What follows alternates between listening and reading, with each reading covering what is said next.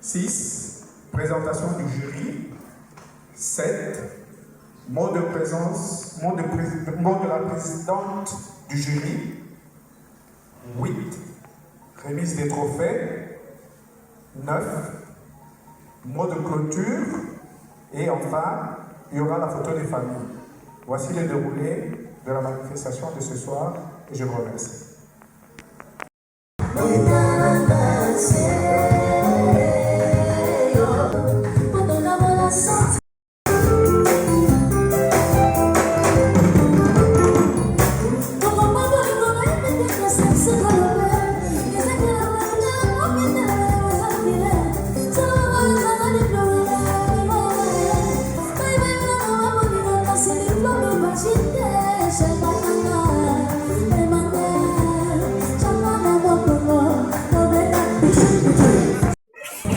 Bonjour, première édition à Kinshasa le 21 juin 2024. Dans la salle du Congrès du Palais du Peuple, les trophées de l'excellence Maman Mioulou. Suivez quelques détails chez Maman Rosiane Kabango.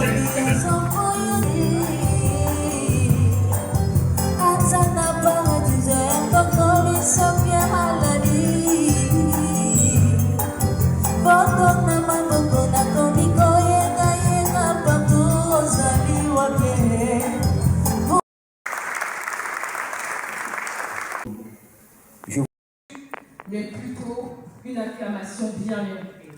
Parce qu'en République démocratique du Congo, rien que à Kinshasa, nous sommes plus de 20 millions d'habitants. Et dans cette foulée, il y a tellement de jeunes qui réalisent des choses extraordinaires. Il y a tellement de jeunes femmes qui osent assumer leur leadership au milieu de cette société tant surinondée par des stéréotypes qui ne favorisent pas toujours l'accession des femmes à des postes de prise de décision.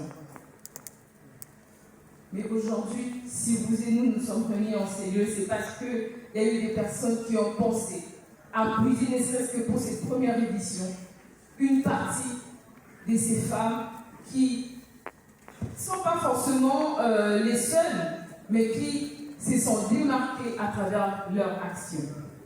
En parlant de cette démarcation, je suis Rosiane Kabango, je suis maître Rosiane Kabango, mais j'aime bien me présenter dans mon profil d'activiste social parce que, mine de rien, il y a de cela 9 ans que je me suis décidée, comme juste une simple jeune femme courageuse, de sensibiliser mes pairs. Cela est parti d'un constat. À l'époque, nous sommes en 2015, j'étais étudiante à l'Université protestante au Congo, et je me suis rendu compte qu'on n'avait presque jamais des professeurs femmes. Si on avait, en tout cas, il fallait en compter du bout de doigt. Et les quelques-unes que nous avions étaient, pour la plupart des cas, assistantes, chefs de travaux pendant des années et des années. Je me suis également rendu compte que dans le milieu universitaire, puisque c'est de là qu'est parti mon constat, lorsqu'il fallait élire, faire le choix des chefs de promotion, faire le choix des présidents des étudiants, faire le choix des présidents facultaires, souvent les jeunes femmes n'osaient pas porter leur voix. Alors partant de ce constat, je m'étais décidée de prendre l'engagement, de sensibiliser mes pairs et de les encourager à oser assumer leur leadership. Pourquoi les sensibiliser? Parce que, d'aucuns l'ignorent, dans nos différents environnements respectifs, les stéréotypes sont véhiculés comme l'eau de roche. Les stéréotypes sont véhiculés et ont une incidence néfaste sur la perception que les jeunes ont.